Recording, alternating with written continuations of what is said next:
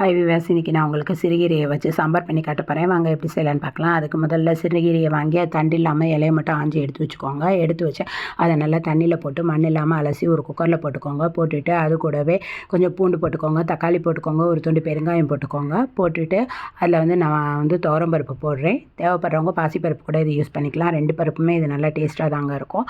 அதையும் போட்டுட்டு அது கூடவே வெந்தயம் போடுங்க. போட்டு தண்ணி ஊற்றிட்டு மஞ்சப்பொடியையும் போட்டுட்டு குக்கரை மூடி விசில் போட்டு 5-6 விசில் நல்லா வேக வச்சு எடுத்துருங்க. அது வெந்ததுக்கப்புறம் அதை ஒரு கரண்டி கொண்டு நல்லா மசிச்சு விட்டுருங்க.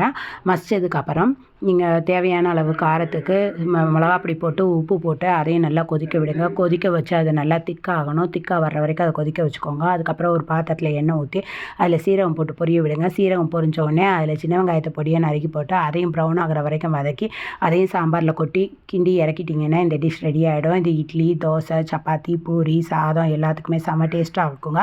இது சிறுநீரகத்துக்கு ரொம்ப நல்லதுங்க.